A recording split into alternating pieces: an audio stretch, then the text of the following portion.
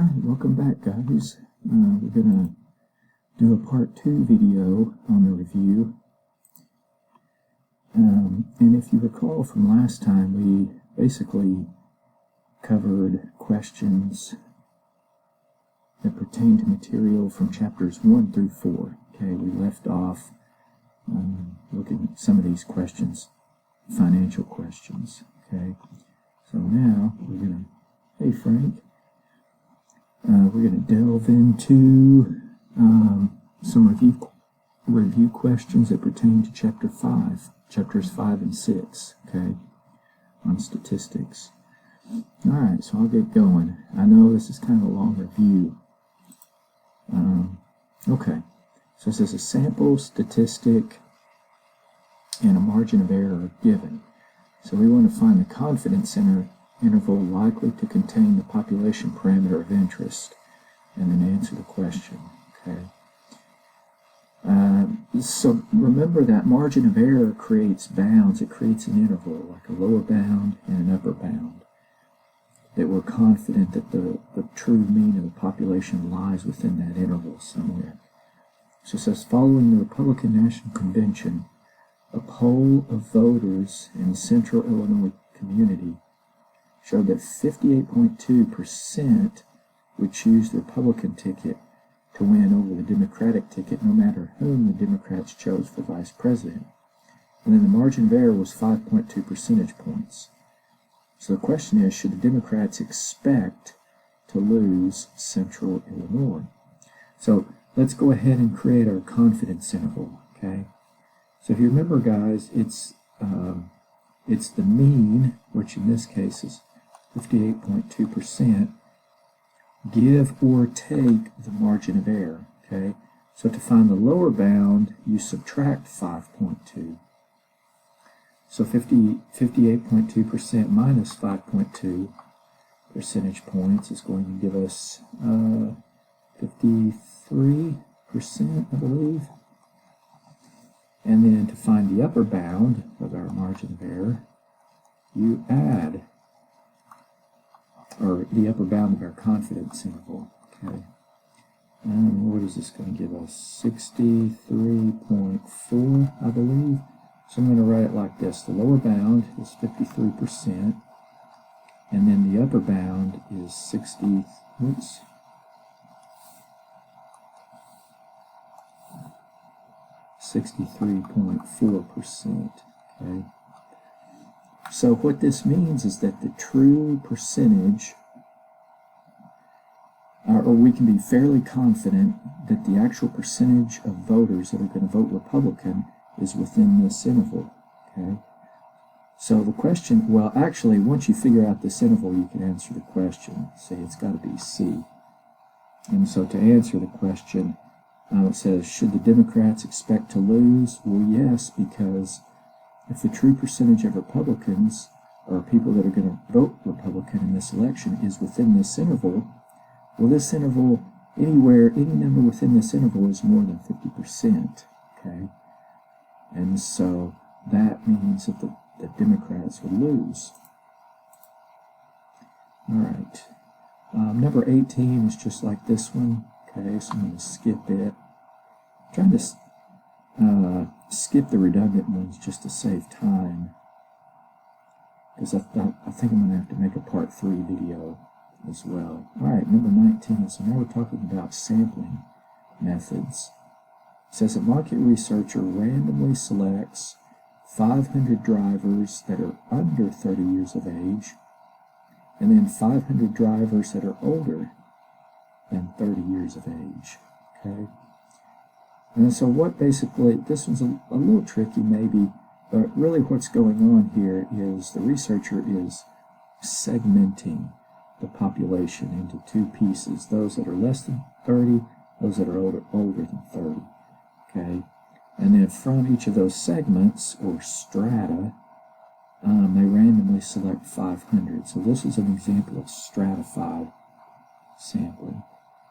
Interestingly though, for some reason the researcher is not selecting or sampling any individuals that are of 30 years of age. So anyway, Similar question here. It says a tax auditor selects every 1,000th income tax return that is received. Okay, so I don't know that this is actually how the auditing or the process for determining who gets audited is done. I doubt it. A tax auditor selects every 1,000th income tax return that is received. Okay, so whenever it says every so many, this is an example of systematic sampling. All right, 21. Similar question. It says to avoid working late, a quality control analyst simply inspects the first 100 items produced in a day. Okay, well, this part right here, to avoid working late, okay, kind of gives this one away. This is going to be convenience sampling. So he or she just inspects the first 100 items. It doesn't, he or she doesn't inspect, you know, every 10th or 50th item or anything like that. We'll skip, oh, wait a minute. Yeah, we'll skip 22 because it's just like 23. And 23 is a little tricky. It says, in order to answer the question below, which of the following types of study would be the most appropriate? Okay, so in which of these 4 soil types will the plants grow fastest?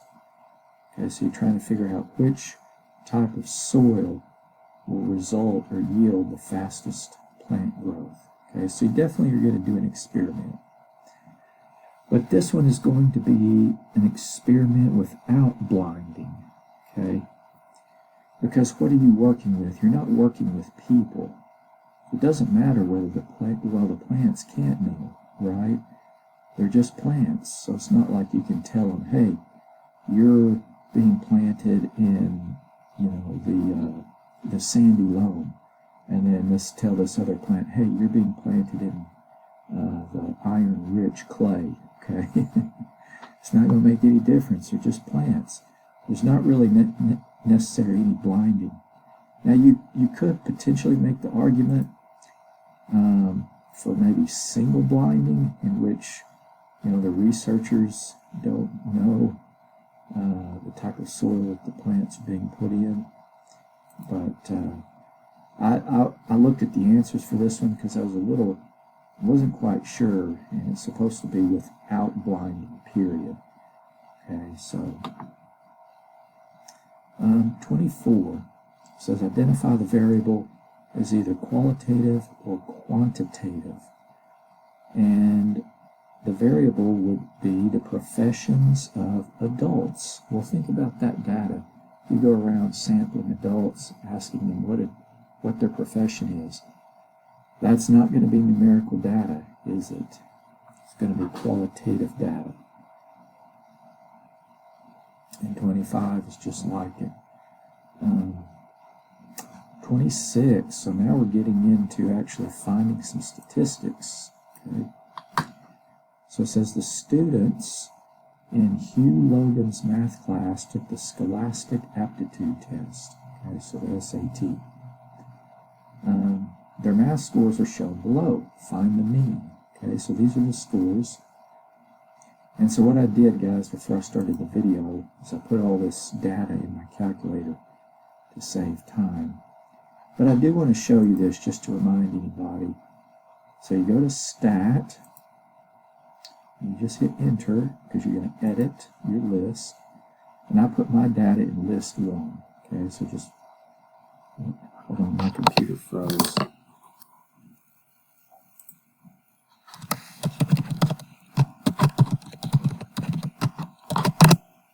Here we go. Okay, so just put it in List 1. So now I'm going to go back to Stat, and I'm going to scroll to the right for Calculate, and I'm going to click Enter for one variable statistic. So the calculator will use those statistics. I've got List 1 in here, or use that data, and it'll calculate these statistics for us. So the mean X bar from this sample is 453.9. And so that's going to be choice C.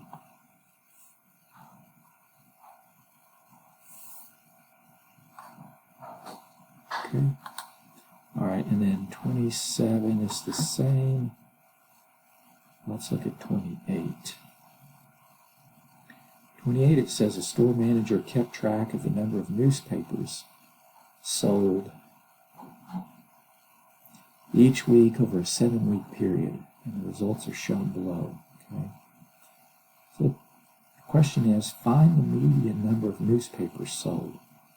So you could do this one in your calculator too, but this one would probably be just as easy to do it manually. You just put these numbers in order and find the middle number, or if there's two numbers in the middle, you average them. So I'm just going to write these in order real quick. 62, 77, 179, and what? Looks like 223, and then 245. I'll cross them off as I'm doing this. 248, and finally 293. Okay, and so when you're trying to find the median, just start crossing one off from each end until you come to the middle.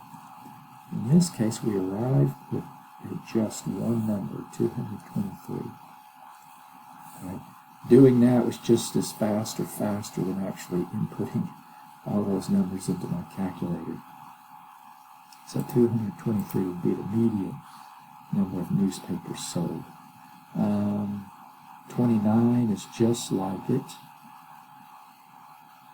Number 30, this one asks us to find the mode for the given data right here. Okay, so the mode is just the data value that occurs the most. So if I'm looking at these, I see a couple 96s. I also see a couple 39s, okay, a couple being 2, that is. And so there's actually two modes, okay? It's 96 and 39 because they each occur twice in the data set. Number 31 is just like 32, but I'm going to do 32. Just find the standard deviation for the given data, okay? So this one I did not input into my calculator beforehand, so let me do that real quick. I'm just going to use list 1 again.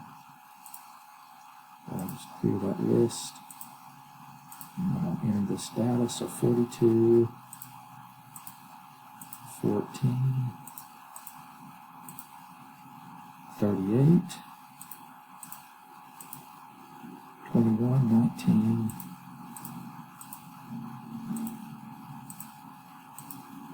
41, and 57. Put my head in here real quick, see if you got anything I need to be replacing for the fire alarm. Nope, you're all good. Thank you. Thank you. Alright, so I got my data in there. Now I'm going to go to stat and then calculate again. And this is so convenient, guys, because if you had to try to find the standard deviation by hand, you'd be pulling your hair out. Alright, so remember it's S, okay, that represents the sample standard deviation. Some people in their projects have been using sigma here. Remember, sigma, it would be sigma if we were treating this like it's a population, like this was all the data. But if we treat this like it's a sample, then it's going to be S. So it seems to be 15.5. Okay.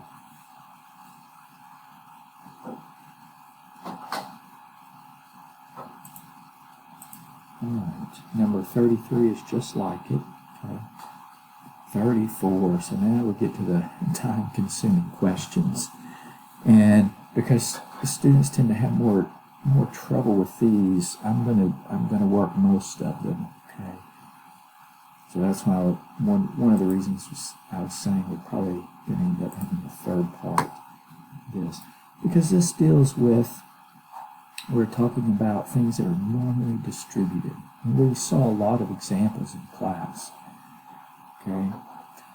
And we talked about that normal distribution. We talked about that 68, 95, 99.7 rule, okay, as it relates to the number of standard deviations. Let me close my door. office board.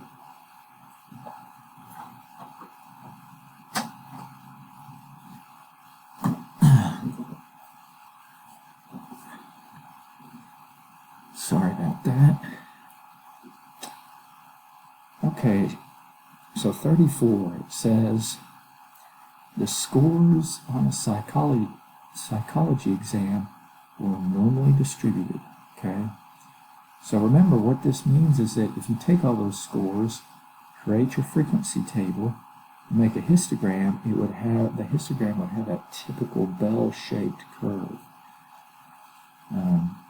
And it says the mean of these exam scores is 61 and the standard deviation is 7.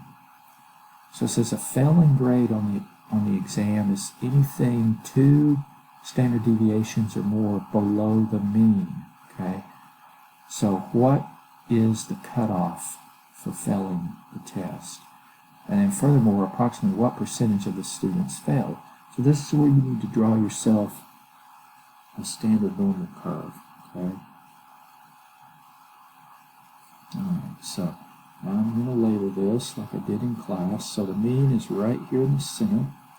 It's 61. So let's start counting some standard deviations. Now I could count above, and I guess I will do that. So if the standard deviation is 7, one standard deviation above the mean would be 68. And then another one would be 75. And then I'm going to go the other way. One standard deviation below the mean would be 61 minus 7, which is 54. And then another one below that would be, what would that be, 47, I believe. Okay. So 47 right here, this is the score we're concerned with. Okay, this is the cutoff score. It's 2 standard deviations above the mean. Or not above, but below the mean.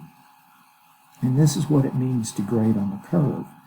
Anybody that scores 2 standard deviations below or less from the mean, they are assigned an F. Okay. This isn't done much, at least it may be done, it's still done at some schools, perhaps Ivy League schools, things of that nature. But if you remember in class, when things are graded on the curve, you're not really necessarily trying to get the highest score possible. You're competing with your peers. You're just trying to get higher than the rest of your classmates. Okay. But anyway, now we've got to figure out what percentage of students fail, or in other words, what percentage of this distribution is in this left tail. Okay.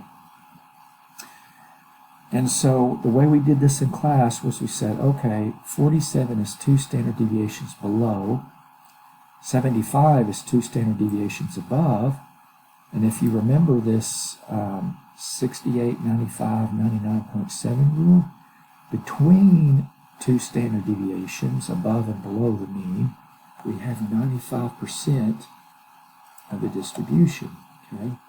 Which means the other 5% is in the 2 tails. But we only want to know how much is in one of the tails, okay? So you take the 5% and you divide it by 2, and you get 2.5%. Okay, so that's how many students would be expected to fail this exam, 2.5%. And on the other side, there would only be 2.5% expected to get an A. Okay. All right, let's continue.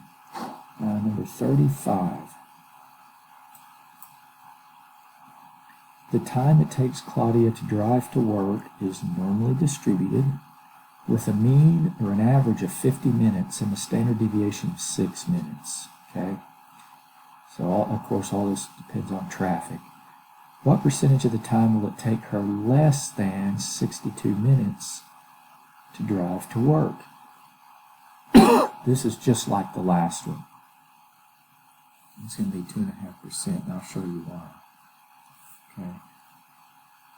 is if I draw my standard normal curve, and I go ahead and start labeling, the mean is 50. The standard deviation is 6, so 1 above the mean would be 56. And then another 6 would give us 62. And then on the other side, 1 standard deviation below the mean would be 44. And then another one would be 38. Okay. Oh no, I'm wrong about this one. It's not. It's not like the last one. I was wondering why I had symboled to myself that I was going to work it.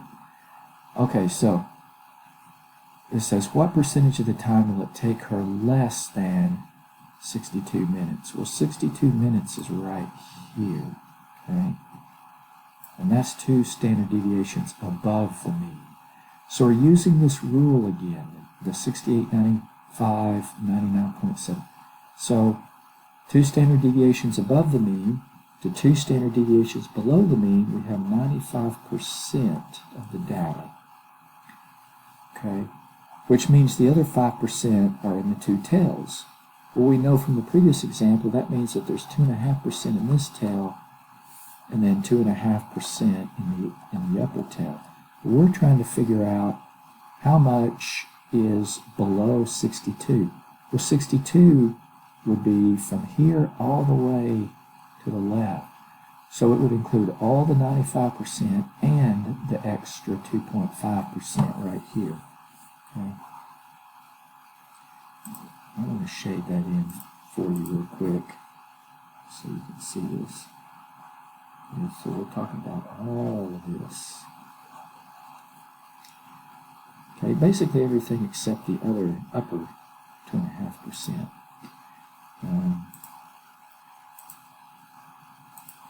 So anyway, if you add the 95% plus the 2.5% that's in that left tail, you're going to get 97.5%. Okay, so that's the answer. 97.5, which is C. Guys, this may seem hard at first, but once you do several of these over and over and over and get used to labeling and figuring out what proportion of this curve you're considering and using this rule, I think they'll get easier for you. Alright, let's go to 36. It says at one college, GPAs are normally distributed with a mean of 3.1. Okay, so same type of question. And a standard deviation of 0.4. What percentage of students at the college have a GPA between 2.7 and 3.5? Okay, this one's actually an easier one.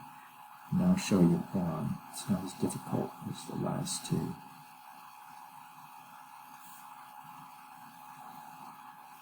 Okay, so the average is 3.1, and the standard deviation is 0.4. So let me start marking above and below, counting by standard deviations. So 3.1 plus 0.4 will be 3.5, plus another 0.4 will be 3.9. And on the other side, if I start subtracting that standard deviation, you get 2.7, and then I'm going to get a 2.3. But let's look at the question. It says, what percentage of the students have between a 2.7 and a 3.5? So in other words, from here to here, okay, how much area is between those two GPAs? Well, each one of those is either one above or one below, okay? So using the 68, 95, 99.7 rule, you have 68% of the distribution between one standard deviation. Okay? So it's going to be 68%. And then, if you wanted to see how much is in the tails, and you just take 68% away from 100%, it's similar to the last one.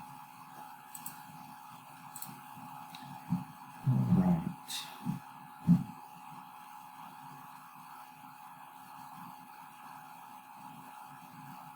think that we will do 27, and I will stop the part 2 recording, and then we'll finish up with the part 3, okay? Because if I try to finish up from here, it's going to push it more than a half hour, and I don't really want that. Because from a pedagogical perspective, students are more likely to watch the entirety of a shorter video than they are a longer video. And in fact, guys, interestingly, from our professional training, they say no more than 10 minutes. Well, a 10-minute video like that, I'd have to make a ton of them. So I try to compromise with like 20 or 30 minutes. Alright, so let's look at this one. The scores on the psychology exam were normally distributed again with a mean of 57 and a standard deviation of 7. So about what percentage of scores were less than 47? Okay, so let's draw our standard normal curve again. Okay, so the mean is at 57. And then let's start counting above and below again. Okay, so standard deviation is 10, so that puts it at 67 and 77, and then on the other side, 47, 37, etc. So the question is, what percentage of scores were less than 47? Okay, so 47 is right here. Okay, so 47 is one standard deviation below the mean. So we first have to figure out how much of the distribution, what percentage of the distribution is within one standard deviation.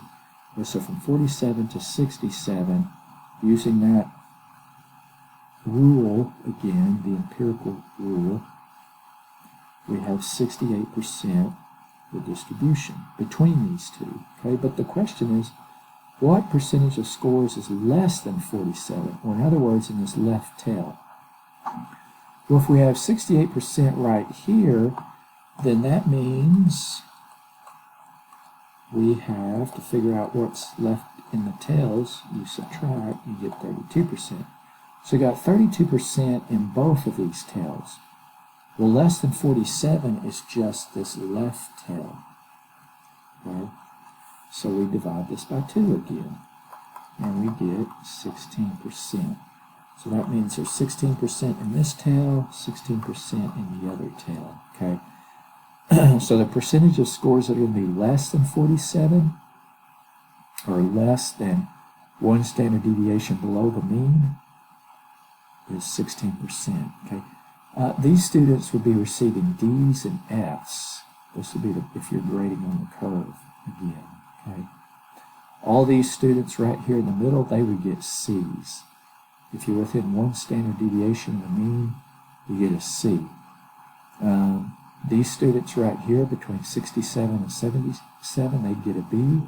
And all the students above, at or above 77, they would be assigned an A. So, 16%. All right, so we've pretty much covered the review questions for chapters 5 and 6. Okay. So guys, in part 3, we'll finish up with review questions from chapters 7, 8, and 9. Okay, so I'll see you then.